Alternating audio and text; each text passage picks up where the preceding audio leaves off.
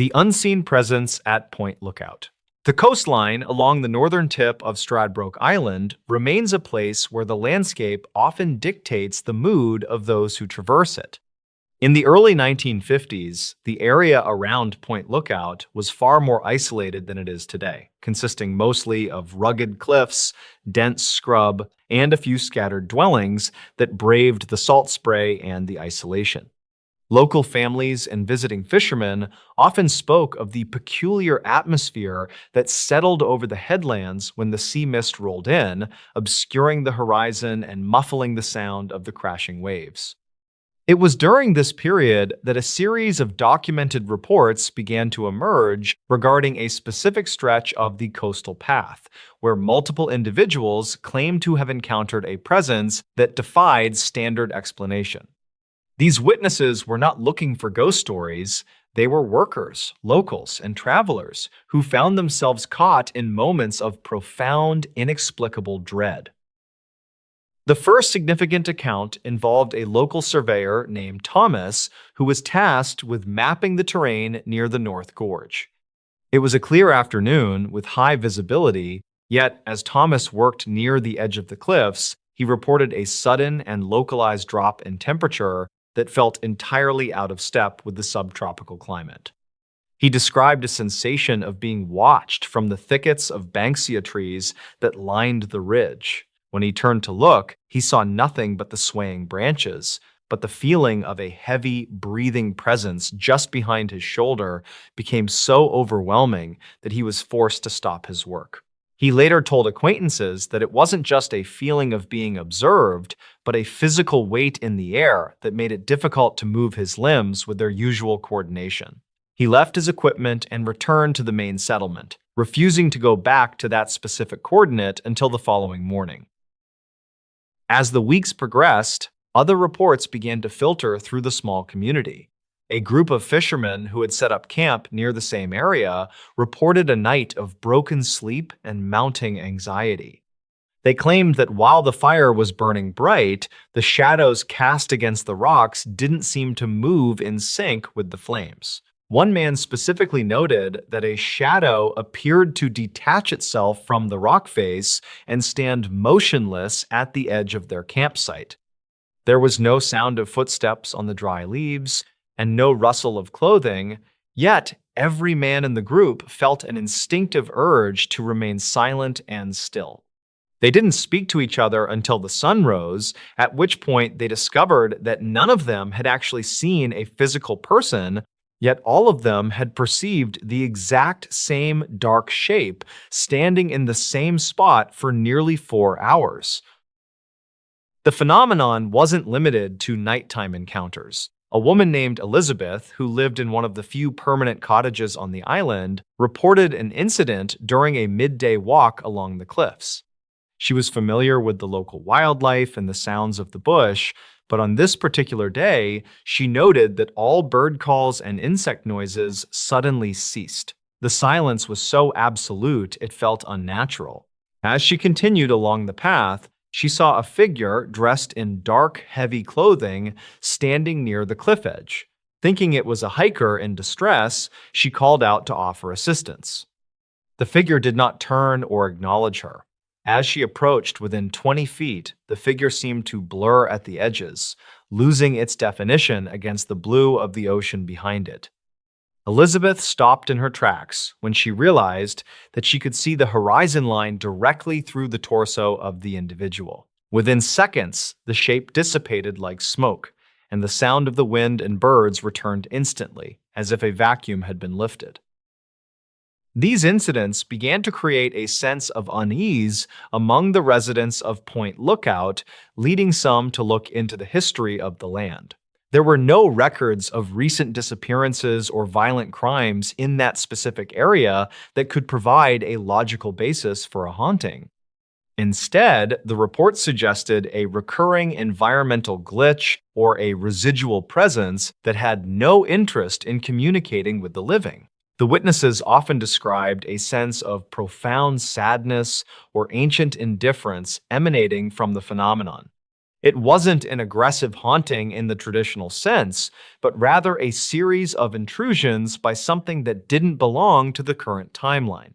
Some suggested that the unique geological composition of the island, with its massive sand dunes and underground freshwater aquifers, might be responsible for some kind of natural recording of past events, though this was purely speculative. By the mid-1950s, the frequency of these reports increased. A delivery driver who frequently moved supplies to the lighthouse keepers reported a strange distortion of time while driving the coastal track. He claimed he left the settlement at his usual time, a trip that normally took 20 minutes. He remembered seeing a tall, dark figure standing in the middle of the road near the North Gorge. He braked hard, expecting a collision, but the figure was gone before his truck came to a complete stop. When he checked his watch, upon arriving at the lighthouse, nearly 2 hours had passed that he could not account for. He had no memory of anything other than the figure in the road and the sudden realization that the sun was much lower in the sky than it should have been. His fuel gauge also showed significantly less petrol than it should have for such a short journey, suggesting the vehicle had been idling or driving for a much longer duration. The local authorities were eventually notified of these recurring complaints, though there was little they could do. Without a crime or a missing person, the reports were filed away as curiosities or the result of heat exhaustion and isolation. However, the consistency of the descriptions provided by unrelated witnesses was difficult to ignore. Almost everyone mentioned the same dark, heavy clothing, the same blurring of edges, and the same paralyzing sense of dread that preceded the sighting. One constable who took a statement from a distraught camper noted that the witness seemed genuinely traumatized, not by what the figure did, but by the sheer wrongness of its presence. The camper had described the figure as having no face, just a smooth, dark surface where features should be, which seemed to absorb the light around it.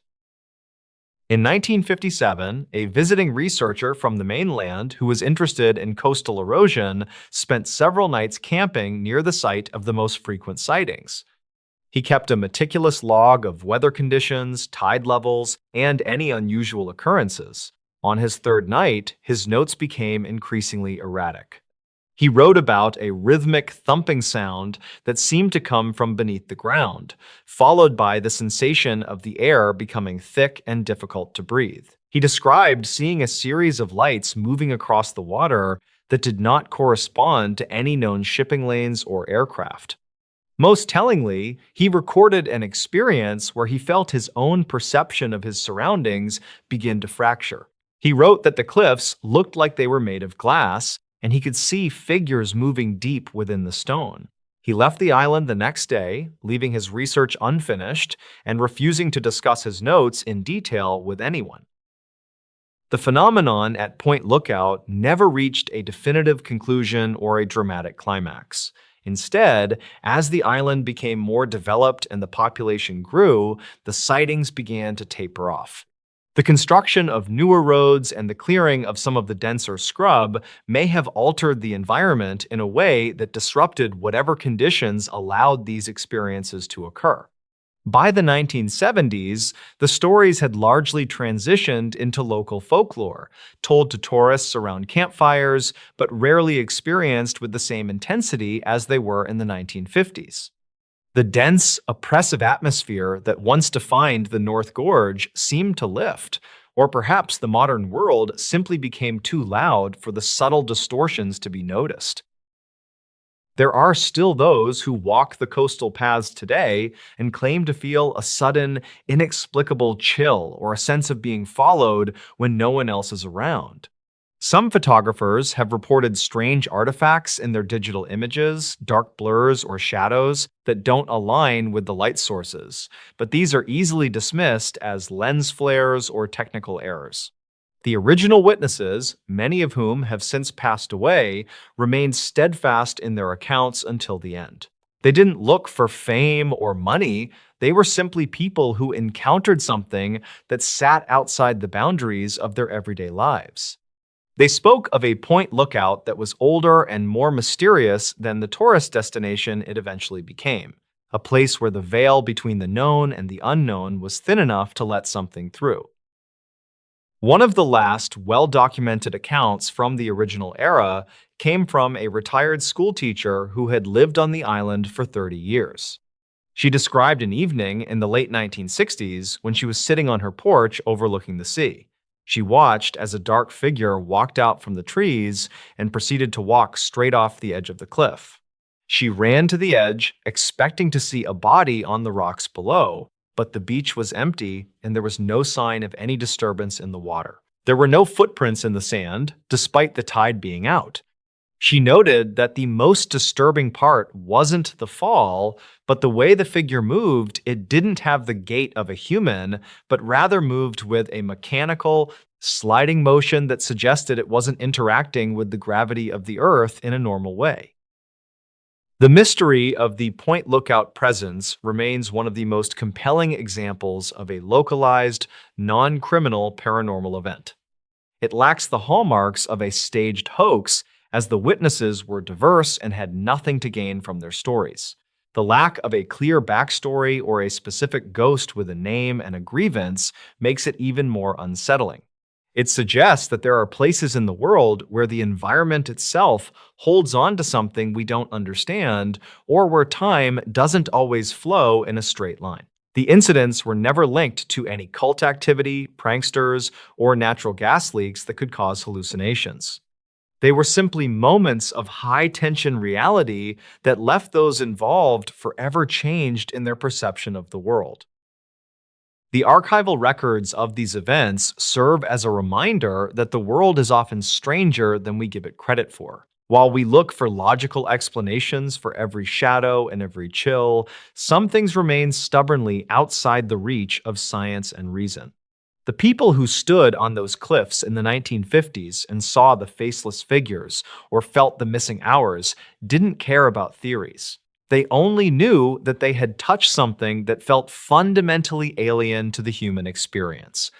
The landscape of Stradbroke Island continues to shift with the wind and the waves, but the memory of those encounters stays locked in the old reports and the stories told by those who remember the silence of the North Gorge. Even in the present day, researchers of the unexplained occasionally visit the island, hoping to catch a glimpse of what the early residents described. They bring sensors and cameras, looking for electromagnetic fluctuations or temperature spikes. While they sometimes find minor anomalies, nothing has ever matched the sheer scale and frequency of the mid-century sightings. It is as if the phenomenon had a lifespan of its own, or perhaps it only manifests when the conditions of human isolation and natural wildness are perfectly balanced. The modern amenities of the island may have acted as a form of grounding, pushing the unexplained back into the deeper, unreachable parts of the scrub. If you talk to the older generations who still reside in the area, they might point to a specific bend in the path or a particular rock formation where the air still feels a little too heavy. They won't tell you it is haunted by a person, but they might tell you that the land there has a memory that hasn't quite faded. They describe it as a ripple in water that takes a long time to settle. The feeling of being watched, the sudden silence of the birds, and the distortion of the light remain the primary indicators of this lingering residue. It is a haunting of place, not of person, where the horror comes from the realization that we are not always the primary inhabitants of the spaces we occupy. The legacy of these events is a quiet one. There are no plaques or markers indicating where the most famous sightings occurred. The island is content to let its secrets be buried under layers of sand and time. Yet, for those who have read the old testimonies or heard the first-hand accounts, the cliffs of Point Lookout will always carry a different weight. They represent a window into a period where the unexplained was a part of daily life for a few unfortunate witnesses, a time when the darkness at the edge of the campsite was something to be respected and feared. The faceless figure of the 1950s remains one of Australia's most enduring and least understood mysteries, a silent sentinel in the history of the island's rugged coast. As the sun sets over the Pacific, casting long shadows across the North Gorge, it is easy to see how the mind might play tricks. But for Thomas the surveyor, Elizabeth the resident, and the unnamed campers of the 1950s, it wasn't a trick. It was a physical, palpable reality that challenged their understanding of the natural world. They lived through a series of events that lacked a climax or a resolution, which in many ways is more disturbing than a story with an ending. The unresolved nature of the Point Lookout incidents ensures that the phenomenon remains a subject of quiet fascination, a reminder that some things in this world are meant to remain unexplained, existing in the periphery of our vision and the gaps in our records. The sheer volume of consistent data from that era suggests that whatever was happening at Point Lookout was a sustained event. It wasn't a one-off sighting or a localized legend. It was a decade of high-frequency anomalies that centered on a very specific geographical coordinate. Whether it was a rift in time, a sensory echo of a past event, or something entirely outside our current classification of the paranormal, its impact on the local culture was profound. It shaped the way people interacted with the landscape, instilling a sense of caution that persists in the way locals talk about the cliffs after dark. They don't talk about ghosts, they talk about the atmosphere, the weight, and the silence.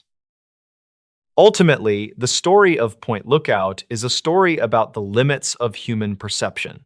We are built to recognize patterns and find causes, but the witnesses on Stradbroke Island found neither. They were left with nothing but the memory of a shadow that didn't move right and a silence that felt like a scream. The events remain a significant part of the region's hidden history, a collection of moments where the ordinary world was interrupted by something vast and indifferent. The fact that it stopped, or at least faded from view, provides little comfort to those who know the details of the reports. It only leaves the question of when the conditions might become right for the presence to return to the cliffs once more. Today, the North Gorge is a popular spot for whale watching and scenic walks. Thousands of people pass through the area every year, most of them completely unaware of the history of the ground they walk on. They take photos of the same cliffs where Elizabeth saw a man turn to smoke and where Thomas felt a hand on his shoulder in the empty bush. The beauty of the location masks its eerie past, providing a veneer of safety and normalcy.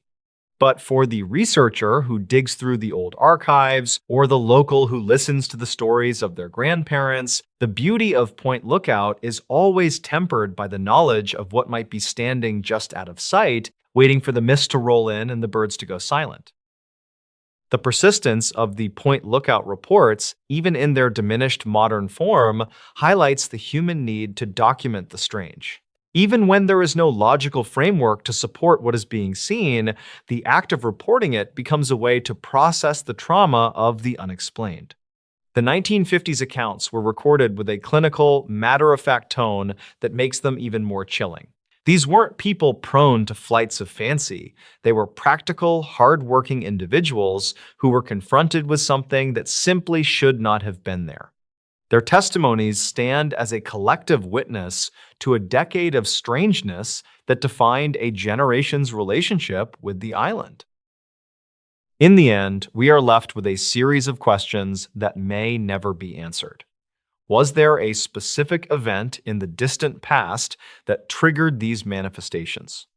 Is there something about the magnetic field of the island that creates sensory distortions? Or is it possible that certain places on Earth act as crossroads for things we cannot see? The Point Lookout presence remains an enigma, a shadow on the history of the Australian coast that refuses to be fully explained or forgotten. It serves as a stark reminder that even in a world mapped and explored, there are still pockets of the unknown that wait for a solitary walker to turn a corner and find themselves in a silence that shouldn't exist. The narrative of this coastal mystery is built on the quietest details, the sound of a footfall that isn't there, the sight of a horizon through a human shape, and the feeling of hours slipping away like water.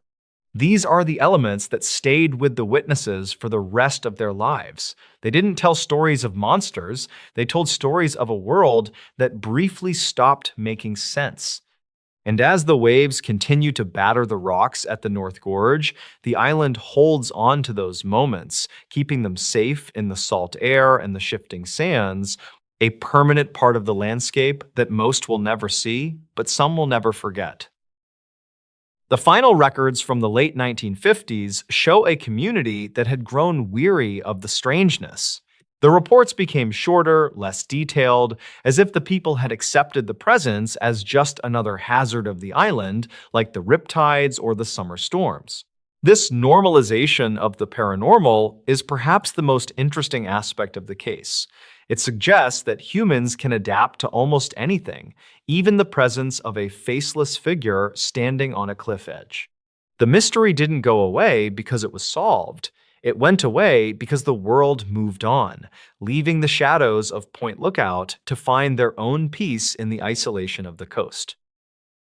As we look back at the documented history of this period, the consistency across the decades remains the most striking feature. From the first surveyor in the early 50s to the retired teacher in the late 60s, the descriptions of the figure and the environmental changes remained virtually identical.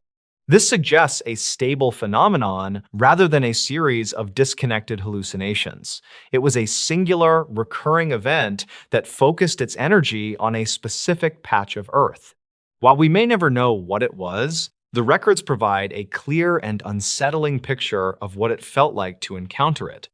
Point Lookout remains a place of great natural beauty, but for those who know its history, that beauty will always be shadowed by the memory of the presence that once claimed the cliffs as its own.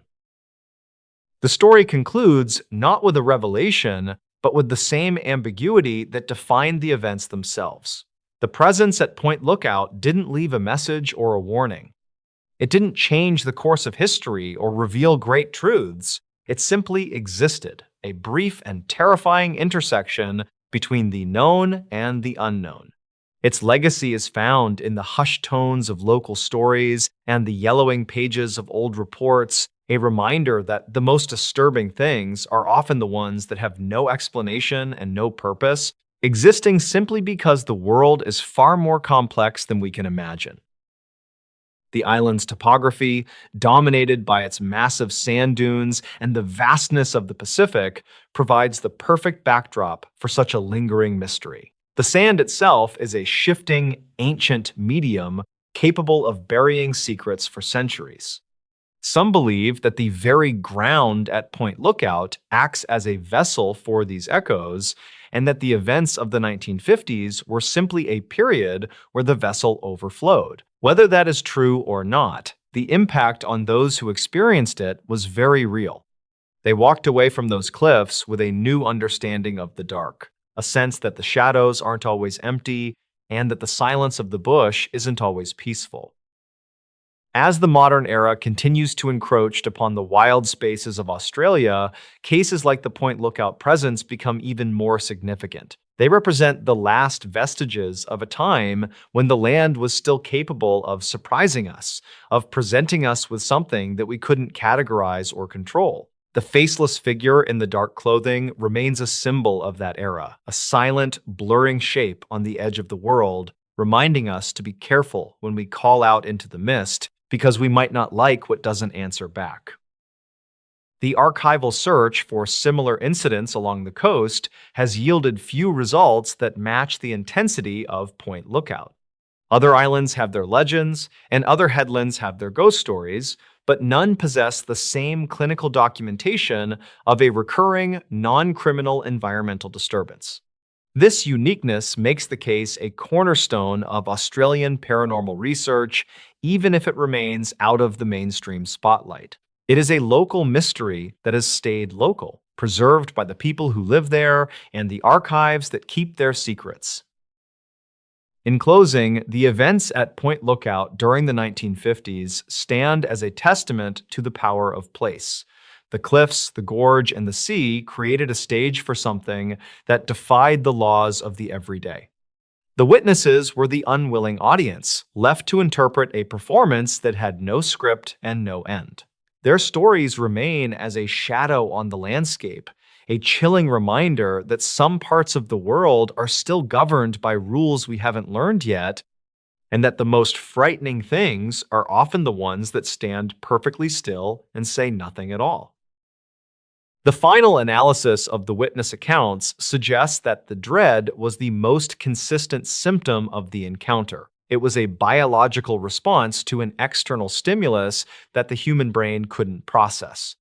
When the fishermen saw the shadow detach from the rock, or when Elizabeth saw the horizon through a man's chest, their bodies responded with a primal fear that bypassed logic.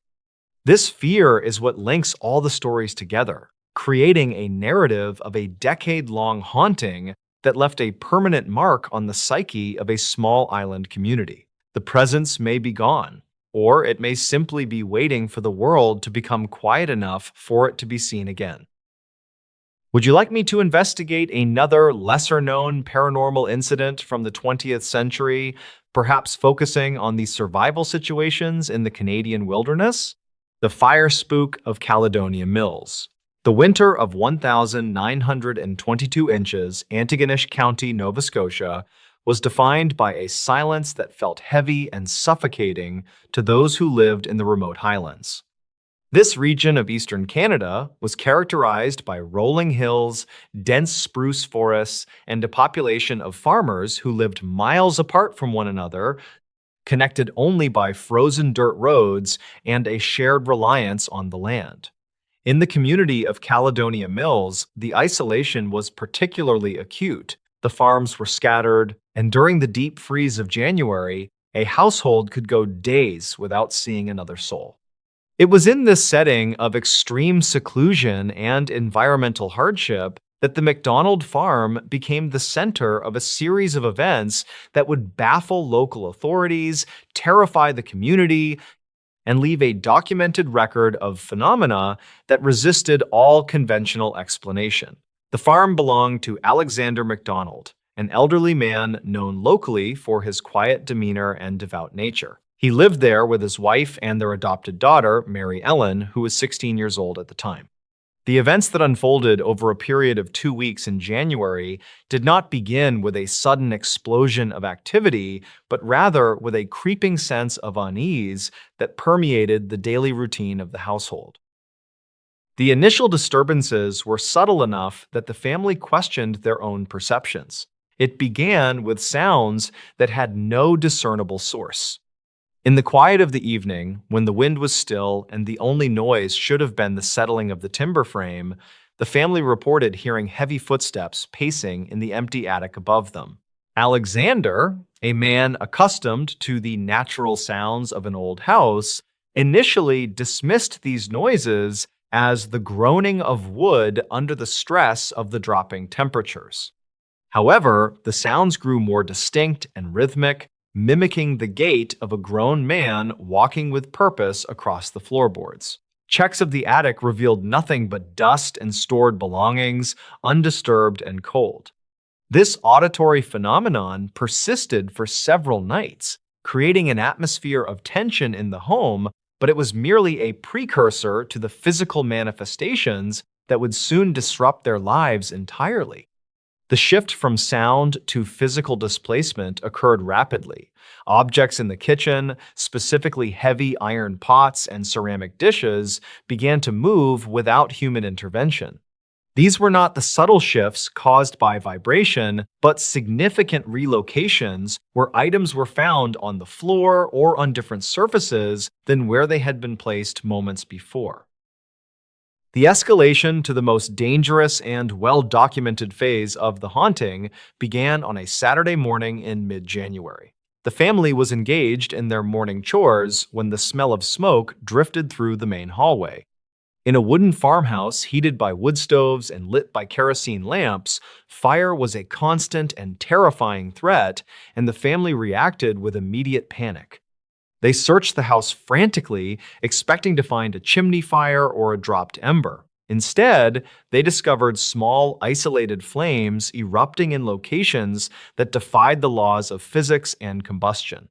The first fire was found on a piece of wallpaper in the unused parlor. There was no stove in the room, no lamp had been lit, and no one had entered the space for hours. The fire was small, consuming the paper in a slow, deliberate burn that seemed to lack a clear ignition source. Alexander extinguished it with his hands, leaving a scorched patch on the wall. Before the family could process what had happened, a second cry of alarm came from the kitchen. In the kitchen, a dish towel that had been hanging on a rack, damp from recent use, had burst into flames. The fire was bright and hot, consuming the fabric rapidly despite its moisture. There was no spark, no nearby flame, and no chemical accelerant present. The family beat the flames out, leaving the room filled with the acrid smell of burnt cotton. This marked the beginning of a siege that would last for nearly 2 weeks. The fires were not random accidents, but appeared to be intelligent, targeting specific flammable materials in a way that suggested a deliberate intent to harass and terrify. Throughout that first day, the McDonald's extinguished over a dozen separate fires. They occurred in curtains, in piles of clothing, and even in the wood of the walls themselves. The most disturbing aspect was the lack of heat radiating from the start of the combustion. Witnesses later described the fires as springing into existence, fully formed, often in corners of the room where no person was standing. The family, exhausted and fearful, set up a rotation to watch the rooms, but the fires seemed to anticipate their movements, breaking out in rooms the moment they were vacated. Word of the disturbances traveled slowly due to the weather and the isolation, but eventually neighbors were summoned to help. The arrival of outside witnesses provided the first objective corroboration of the events. Neighbors who came to assist the McDonald's found themselves thrust into a chaotic environment where the laws of nature seemed suspended. One neighbor, a man named McGillivray, reported standing in the center of the kitchen and watching as a blue flame materialized on the surface of a wooden table.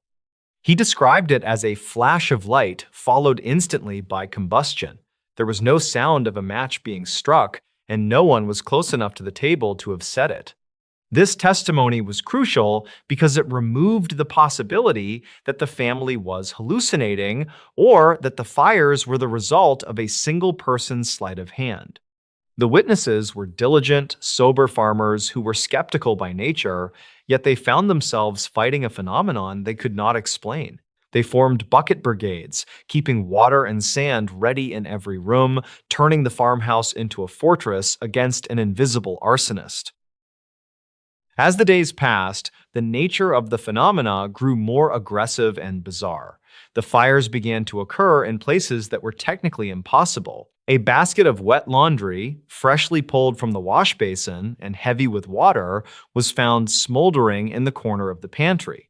When the neighbors rushed to put it out, they found that the clothes inside were burning with a fierce intensity, despite being soaked. In another instance, a fire broke out inside a closed dresser drawer. The smoke seeping from the cracks was the only warning. When Alexander pulled the drawer open, flames shot up from a stack of folded linens. The fire had started in the center of the stack, shielded from the air, and had burned outward. This internal combustion terrified the witnesses, as it implied that no place in the house was safe. The psychological toll on Alexander MacDonald was visible to everyone. He was a man watching his life's work and his sanctuary being dismantled by a force he could not fight. He stopped sleeping, spending his nights patrolling the hallways with a lantern, his eyes scanning the shadows for the next spark. The phenomena were not limited to the house. The barn, a critical structure for the survival of the farm's livestock during the winter, became a secondary theater for the disturbances. Alexander reported that the cattle were behaving erratically, often found trembling and refusing to enter their stalls. Upon investigation, he discovered that the tails of the cows and horses had been braided together in intricate knots. These were not simple tangles caused by movement, but complex weaves that would have taken a human hand considerable time to execute. The animals were skittish, reacting to unseen stimuli, often kicking at the empty air or bolting against the wooden enclosures. In one instance, a heavy weaving loom stored in an outbuilding was found dismantled, its heavy wooden beams scattered across the floor.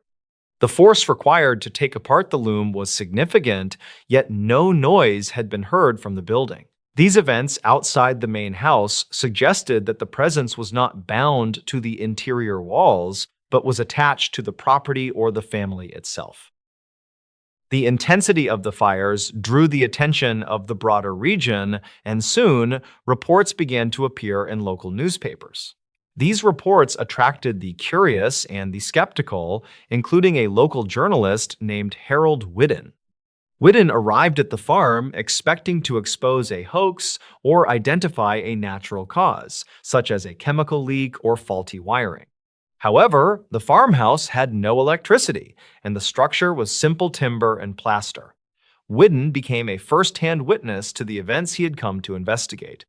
During his time at the house, he observed the spontaneous ignition of a window shade. He was standing only a few feet away, talking to Alexander, when the fabric simply dissolved into flame. He noted in his accounts that he had a clear view of everyone in the room and that no one had moved toward the window. The fire was extinguished quickly, but the impression it left on the journalist was profound. He wrote of the palpable tension in the house, a sense of heavy anticipation that preceded each event, described by the family as a change in the air pressure or a sudden drop in temperature. Suspicions inevitably turned toward the members of the household, as is common in such cases. Mary Ellen, the adopted daughter, became a focal point for those looking for a human agent. It was noted that she was often present in the house when the fires started, though rarely in the immediate vicinity of the flames. In the theory of poltergeist phenomena, adolescents are often cited as unwitting epicenters for the activity, sometimes referred to as agents of recurrent spontaneous psychokinesis. However, in Caledonia Mills, the timeline and logistics made it difficult to pin the blame solely on the girl. Witnesses reported fires starting in the attic while Mary Ellen was in the kitchen or in the barn while she was under observation in the parlor. During one vigil, she was seated between two neighbors, her hands visible, when a fire erupted in a bedroom on the floor above.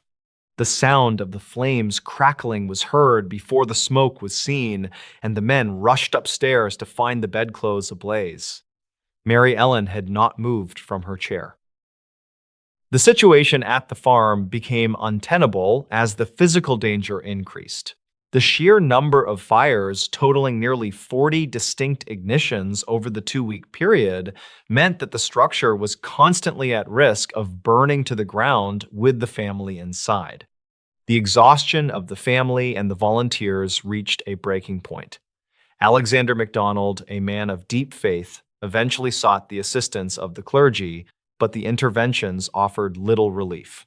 The fires continued with relentless consistency.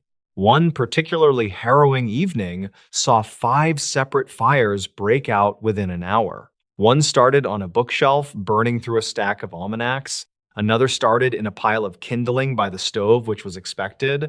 But a third started in the very clothes Alexander was wearing.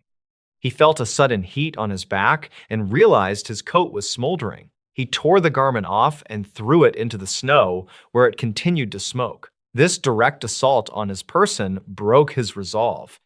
He felt that the entity, whatever it was no longer just targeting the house, but was turning its aggression toward him.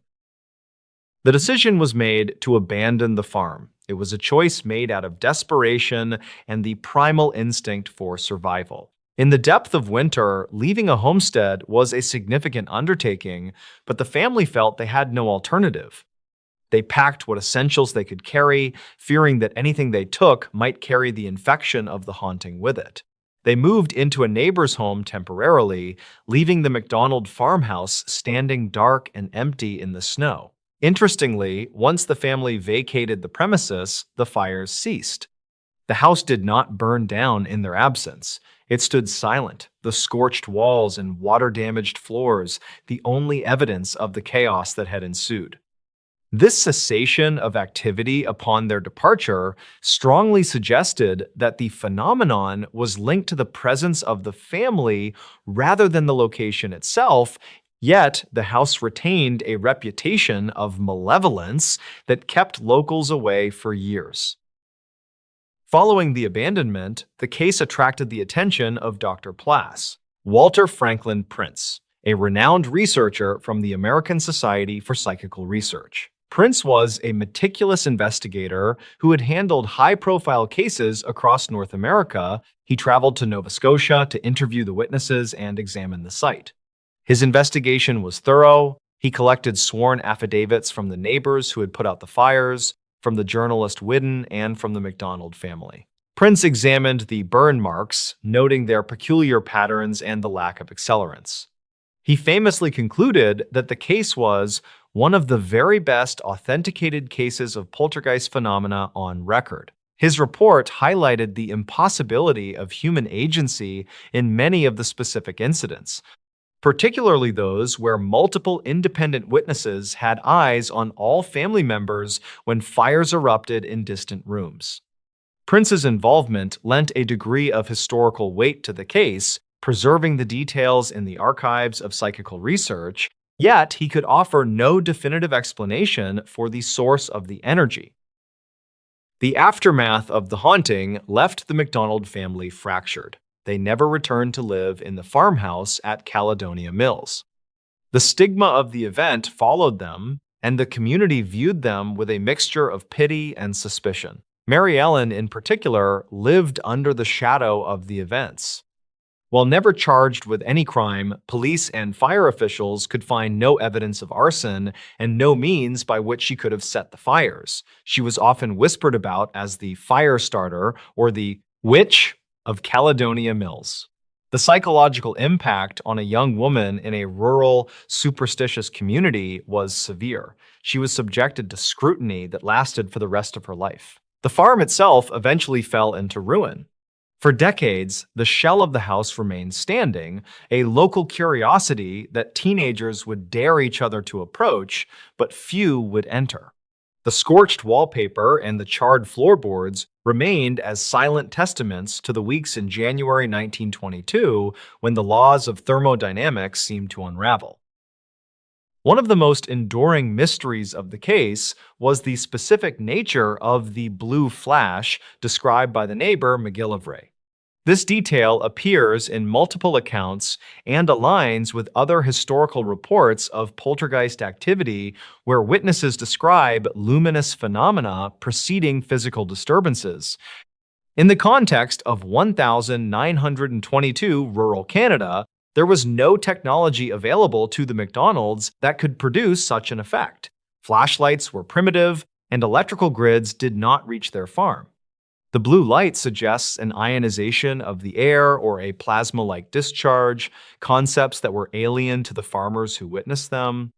They lacked the vocabulary to describe what they were seeing, often resorting to terms like spirit lights or hellfire. This specific detail lends credibility to the account because it is a bizarre, specific observation that an uneducated farmer would be unlikely to invent when trying to describe a simple fire. The Caledonia Mills case remains one of the most significant yet overlooked episodes in Canadian paranormal history. It lacks the cinematic narrative of a haunted house where ghosts appear in mirrors or voices scream in the night. Instead, it was a haunting of physics, of heat, displacement, and silence. It was a terrifying ordeal of survival against an element that turned against the residents. The fire, usually the farmer's friend against the bitter cold, became the predator. The image of the family and their neighbors standing in the freezing snow, watching smoke curl from the eaves of a house that was trying to destroy itself from the inside, captures the essence of the horror. It was a violation of the domestic sanctuary, an intrusion that offered no communication, no demands, and no resolution. Attempts to debunk the story have always hit the wall of the sheer number of witnesses.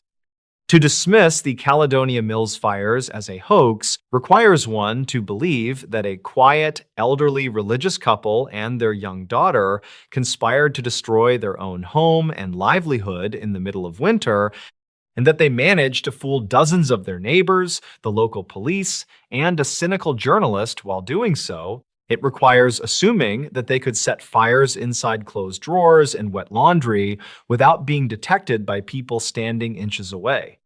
The logistical complexity of faking such a phenomenon, particularly the simultaneous fires in different rooms, argues against the hoax theory. Furthermore, the family gained nothing from the events. They lost their home, their standing in the community, and their peace of mind. There was no financial gain, no book deal, and no fame sought. They simply fled to survive. The final records of the incident are kept in the archives of the Historical Societies of Nova Scotia and the files of the psychical research organizations that took an interest.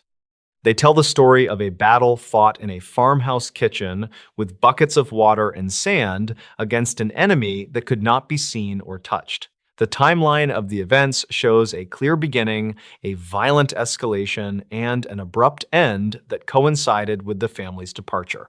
This pattern is consistent with the profile of poltergeist activity, which is often transient and person-centered.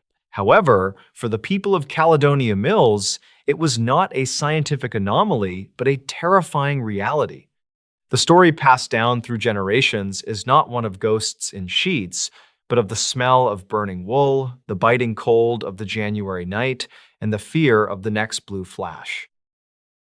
Even today, the location where the farm stood holds a certain notoriety in the local folklore. The forest has largely reclaimed the land, and the physical evidence has rotted away into the earth. But the accounts remain, written in the sober, straightforward language of the 1920s rural population.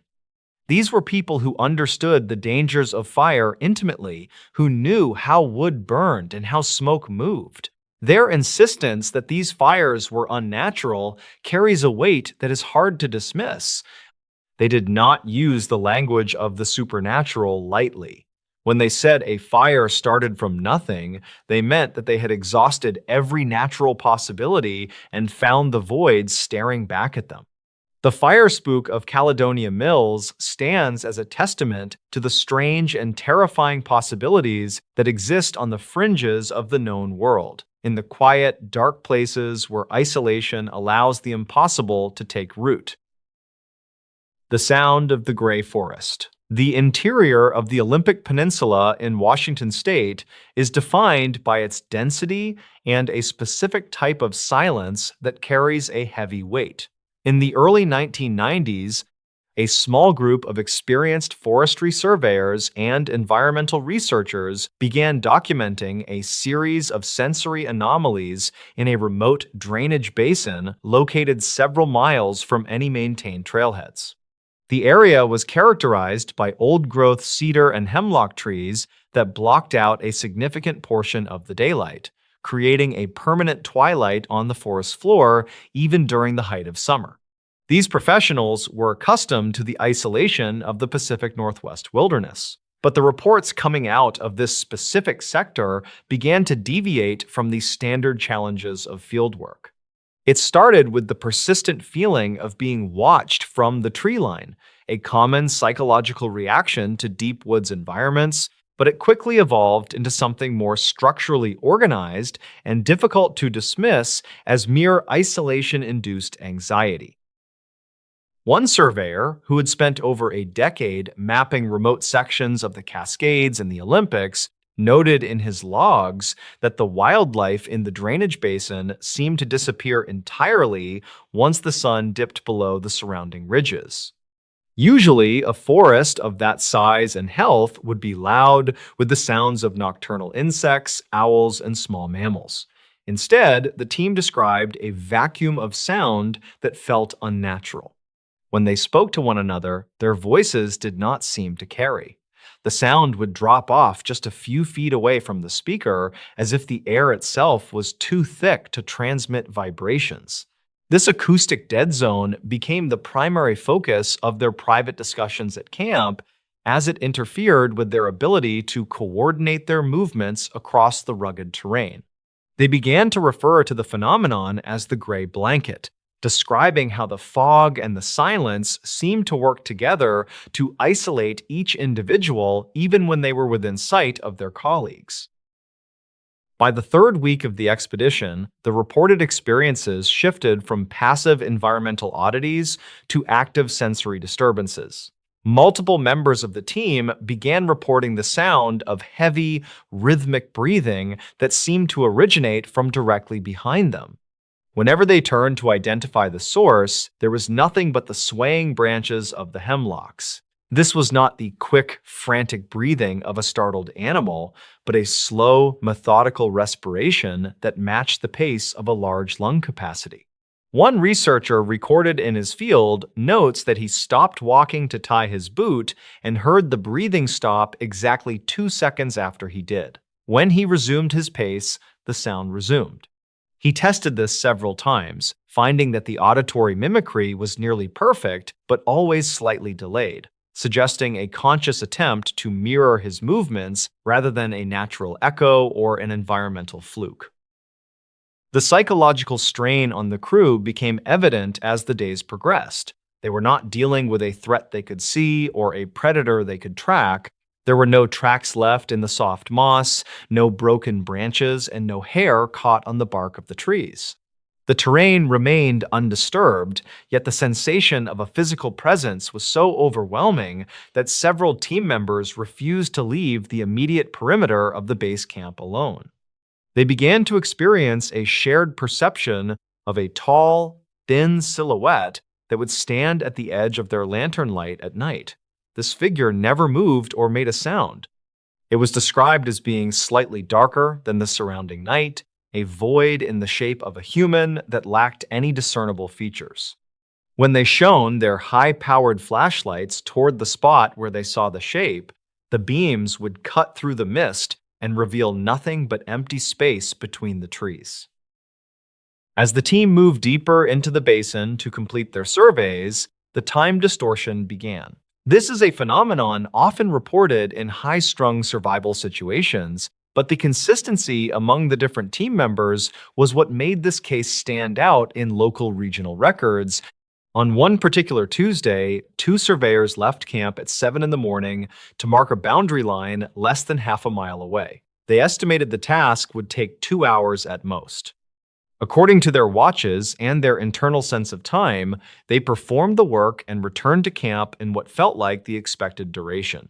However, when they arrived back at the base, they found their colleagues in a state of panic. It was nearly 4 in the afternoon. The 2 men had been gone for 9 hours, but they had no memory of the missing 7 hours.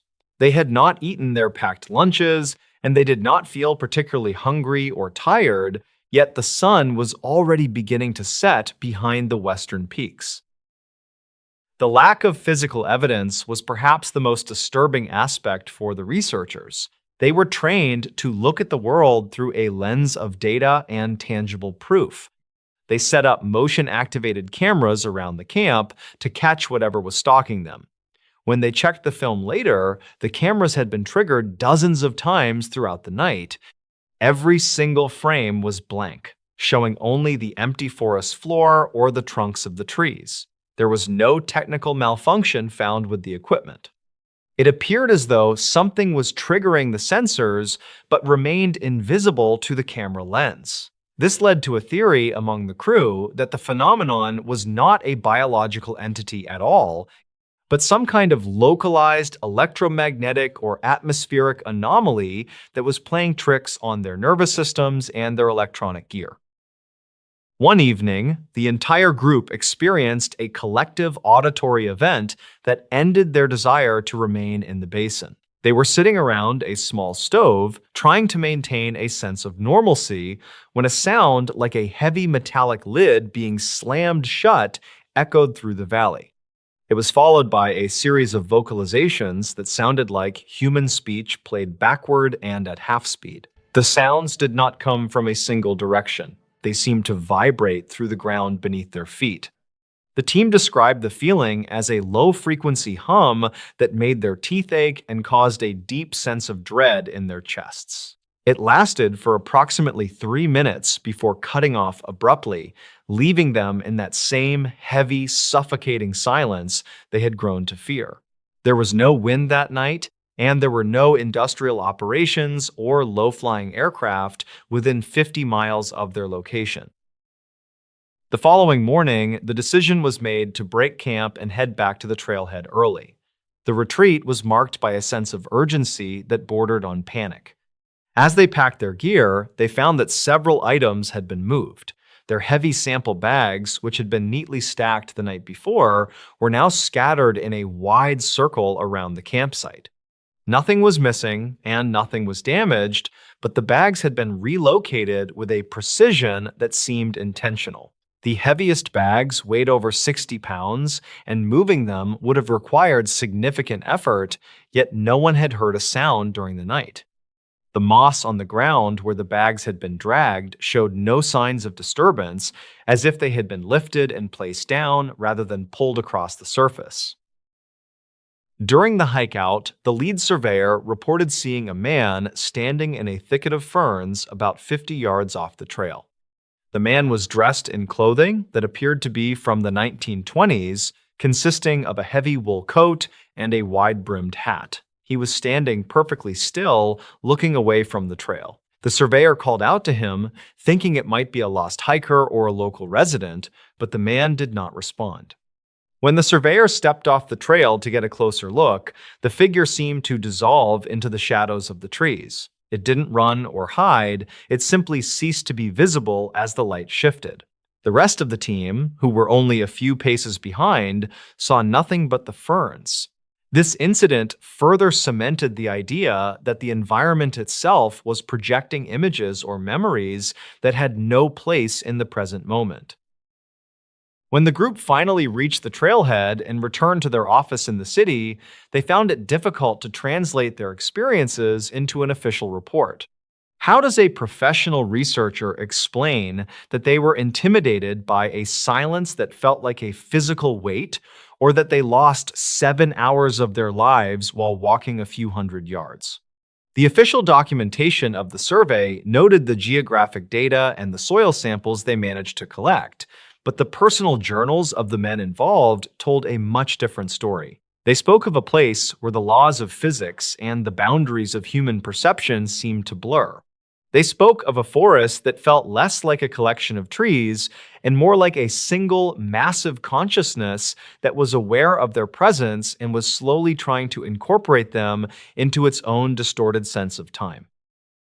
In the years following the expedition, several members of the team returned to the Olympic Peninsula, but none of them would go back to that specific drainage basin. Local records from the area reveal a history of similar reports dating back to the late 19th century. Loggers in the 1890s wrote about the whistling trees that would sound like human voices calling out names in the dark. Native American oral traditions also warned of certain valleys in the interior that were avoided because they were considered places where the veil between the world of the living and the world of the unseen was dangerously thin. These stories were often dismissed as folklore or the results of cabin fever, but for the men who experienced the events in the 1990s, the fear was grounded in a very modern, very tangible reality. One of the most lingering effects of the encounter was the change in the team's perception of sound. Several members reported that for months after leaving the forest, they had difficulty sleeping in complete silence. They had grown so accustomed to the oppressive, artificial quiet of the basin that the normal sounds of a suburban neighborhood, the hum of a refrigerator, the distant sound of traffic felt abrasive and loud. Conversely, if they found themselves in a truly quiet room, they would start to hear that same rhythmic breathing they had heard in the woods. It was as if a part of their auditory processing had been permanently recalibrated by the environment they had stepped into. They were no longer able to trust their own ears, constantly questioning whether a sound was real or a lingering echo of the Olympic interior. The mystery of the missing time was never solved. No evidence of drug exposure, carbon monoxide poisoning, or shared delusional episodes could be found. The men were in peak physical and mental health prior to the trip. The equipment they used was calibrated and functioning correctly. The only common denominator was the location itself. Geologists have since looked into the area, noting that the specific mineral composition of the rock in that basin might create unusual magnetic variances, but nothing that would account for the level of sensory distortion reported by the witnesses. The magnetic theory also fails to explain the visual sightings or the organized movement of the heavy equipment. As the story of the survey team faded into local legend, it joined a long list of unexplained occurrences in the deep woods of the American Northwest. These are stories that don't involve monsters in the traditional sense, but rather a fundamental breakdown of what we consider to be reality. The forest remains there, a sprawling, indifferent expanse of green and gray. The drainage basin is still remote, rarely visited by anyone today. The trees continue to grow in the permanent twilight, and the silence remains as heavy as it was 30 years ago. For those who know where to look in the archives, the reports of the breathing woods and the missing hours serve as a quiet reminder that there are still pockets of the world where the human experience is not the dominant one. The psychological impact of the incident led one of the researchers to pursue a secondary career in acoustic ecology, trying to understand how soundscapes can influence human behavior and perception.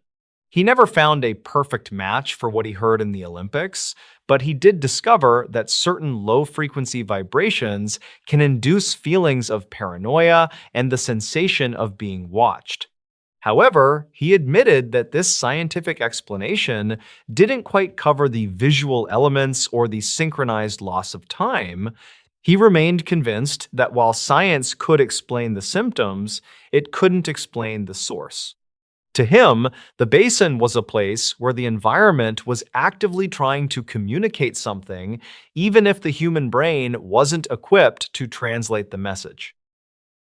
The events are often cited in specialized circles as a classic example of an environmental haunting. Unlike a traditional haunting centered on a house or a grave, an environmental haunting is tied to the land itself. It is a recurring pattern of energy or perception that is triggered by specific conditions in the natural world. In this case, the combination of the dense canopy, the unique geography of the basin, and perhaps the specific weather patterns of the Olympic Peninsula created a perfect storm for a reality-bending experience.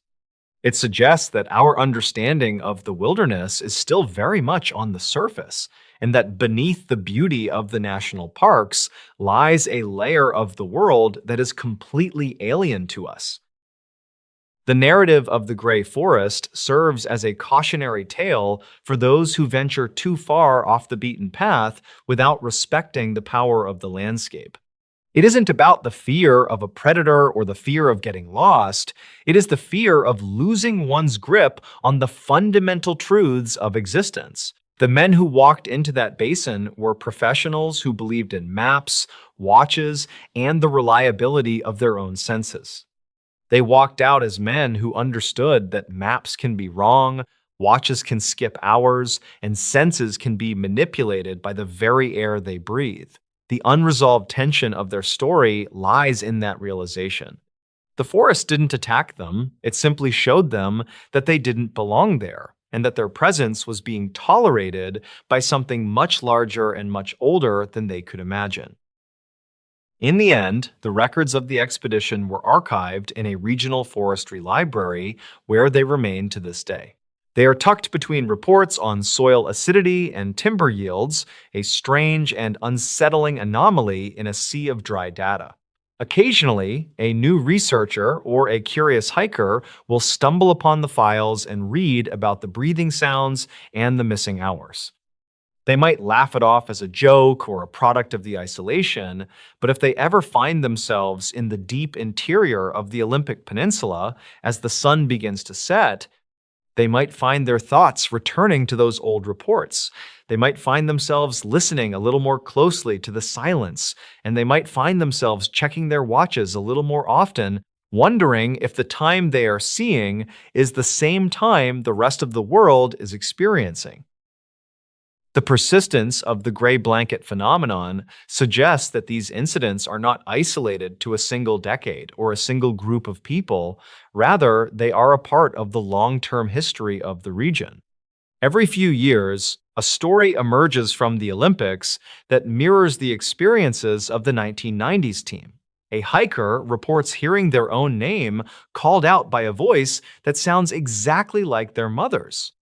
A camping group finds their tent moved 20 feet in the middle of the night without waking them. A photographer discovers a silhouette in the background of a shot that wasn't there when they pressed the shutter. These are the modern echoes of an ancient mystery, a set of experiences that defy classification and remain stubbornly outside the reach of conventional investigation. What makes this particular case so compelling is the lack of a definitive ending. There was no grand reveal, no confrontation, and no resolution. The team simply left, and the forest remained. This lack of closure is what keeps the story alive in the minds of those who study it. It forces us to confront the idea that some things in this world are not meant to be understood, they are simply meant to be witnessed. The gray forest is a place of witness, a location where the natural world performs a slow, silent drama that we can only catch glimpses of. It reminds us that for all our technology and our desire to map every inch of the planet, there are still places that remain dark, quiet, and fundamentally unknown. The surveyor who first noted the breathing sounds eventually retired to a small town on the coast, away from the heavy timber and the deep valleys. He spent his final years looking out at the ocean, an environment that he found much more honest than the forest. The ocean was dangerous, yes, but its dangers were visible and its sounds were consistent. It didn't mimic you, and it didn't steal your time. He rarely spoke about the 1990s expedition, but when he did, he always mentioned the same thing. He didn't care about what the thing in the woods was. He only cared that he had gotten out before the forest decided he was a part of it. His story, like the stories of the others, remains a testament to the unsettling power of the American wilderness and the thin line between reality and the unexplained. The geography of the Olympic Peninsula continues to shift as the years go by. New growth covers old trails, and landslides alter the shape of the valleys. The drainage basin where the events took place may look different today, but the core of the environment remains the same. It is a place of extreme moisture, extreme density, and extreme isolation. Those who study the area from a distance suggest that the specific combination of environmental factors there might never be fully replicated elsewhere, making it a unique laboratory for the strange. But for those who have been there, it is not a laboratory. It is a place where the air feels like a physical presence and where the silence has a heartbeat of its own. One detail that often gets overlooked in the archival reports is the state of the team's equipment months later. Several of the electronic devices that were used during the survey, handheld radios and GPS units, began to fail in strange ways. The radios would occasionally pick up low-frequency signals that sounded like heavy breathing even when they were turned off and the batteries were removed. The GPS units would sometimes display coordinates that didn't correspond to any location on Earth, showing the devices to be thousands of miles away or in the middle of the ocean. These technical glitches were dismissed as hardware degradation due to the moisture of the rainforest, but for the team members, it was a lingering reminder of the distorted reality they had inhabited. It was as if the equipment had been infected by the basin's logic, unable to function correctly in the normal world ever again. The legacy of the incident is found in the quiet conversations between park rangers and longtime residents of the peninsula. They know which areas to avoid during certain times of the year. They know that when the fog rolls in a certain way and the wind dies down completely, it's time to head back to the lowlands. They don't call it paranormal, and they don't call it a haunting, they just call it the way the woods are. This acceptance of the unexplained is a hallmark of the region, a recognition that the natural world has its own rules and its own moods. The story of the 1990s survey team is just one chapter in a much larger book of the Olympic interior, a book that is still being written by anyone brave or foolish enough to wander into the silence of the gray forest. As we look back on the timeline of these events, the escalation is clear. It began with a feeling, moved to a sound, transitioned into a distortion of time, and ended with a physical manipulation of the environment. This progression suggests a process of acclimatization, as if the environment was slowly tuning itself to the frequency of the human observers. If the team had stayed another week, it is impossible to know what the next stage would have been. Would the visual sightings have become more solid? Would the missing time have stretched into days or weeks? The decision to leave was not just a matter of comfort, it was a matter of self-preservation. They left because they realized they were losing the ability to distinguish between what was happening around them and what was happening within them. The final report from the lead researcher concluded with a surprisingly candid remark for a government document. He wrote that while the mission was a success in terms of data collection, he recommended that the specific sector be designated as a restricted area for future research. He didn't provide a scientific justification for this, but simply stated that the psychological toll on personnel was too high to justify further exploration. The recommendation was never officially adopted, but the sector remains largely ignored by the Forestry Service to this day. It is a place that has been effectively erased from the map by a consensus of silence. The mystery of the gray forest stands as a prominent example of how the real world can sometimes produce experiences that are more frightening than any fictional story. There are no jump scares here, no gore, and no clear villain. There is only the slow realization that the world we think we know is actually a very thin veneer over something much more complex and much more indifferent to our existence. The men of the survey team were not victims of a crime, but they were victims of a profound loss of certainty. They learned that the forest is not just a place we visit, it is a place that can visit us, changing our perception of time, sound, and reality itself. And once that change has happened, there is no going back to the way things were before. Today, the Olympic Peninsula remains a destination for millions of tourists who come to see its rugged beauty. They hike the trails, take photos of the moss-covered trees, and marvel at the scale of the landscape. Most of them never experience anything out of the ordinary. They stay on the path, they keep an eye on the time, and they return to their cars before dark. But for a few, the forest reveals its other side. They might notice the silence getting a bit too heavy, or they might hear a sound that doesn't belong. For them, the story of the 1990s survey team isn't just a piece of local history, it is a warning. It is a reminder that in the heart of the woods, there is a gray forest that is always watching, always breathing, and always waiting for someone to lose their way in its silent, timeless embrace. The details of the breathing and the silhouettes have been mirrored in other accounts across the border in Canada and further south in the Oregon wilderness, suggesting a broader phenomenon that spans the entire Pacific Northwest.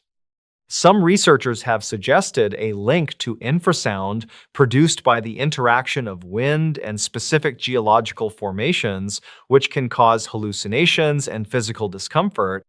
Others point to the possibility of unknown chemical compounds released by certain types of fungi in the deep woods. While these theories provide a comforting layer of scientific possibility, they fail to account for the shared nature of the experiences. When five different people see the same shadow and hear the same sound at the same time, the explanation must account for more than just an individual's brain chemistry. In the end, the story is left to the archives and the memories of the few who were there. It remains a definitive case of a real-world paranormal encounter that was documented by credible witnesses and never solved. It challenges our understanding of the environment and our place within it. The Olympic Peninsula is a vast and beautiful place, but it is also a place of deep shadows and unexplained silences. The next time you find yourself in the deep woods and the wind dies down and the birds stop singing, take a moment to listen. You might just hear the rhythmic breathing of the forest itself, reminding you that you are just a guest in a world that doesn't always play by your rules. The survey team members eventually moved on with their lives, but they were forever marked by those 3 weeks in the basin. One became a recluse, another changed careers entirely to work in urban planning, and the rest simply stopped going into the woods for recreation. The bond they formed was one of shared trauma and mutual understanding, a silent agreement never to fully explain what they felt during those missing hours. They knew that words would only diminish the reality of the experience. They had touched something that wasn't meant to be touched, and they had seen a side of the world that most people are lucky enough to never encounter. Their legacy is a reminder that the greatest horrors are often those that cannot be seen, but only felt in the weight of the air and the stillness of the trees. The story of the Gray Forest is not a ghost story in the traditional sense, but it is a story about the haunting power of the natural world. It is about the way a landscape can hold on to memories, or the way it can project a reality that is completely separate from our own. It is about the fragility of the human mind when faced with something it cannot categorize. As long as there are remote places on this earth, there will be stories like this. Stories of people who went into the wild and came back, changed not by what they saw, but by what they couldn't see. The Olympic interior remains a testament to that enduring mystery, a place where the gray blanket still falls and where the silence is never truly empty.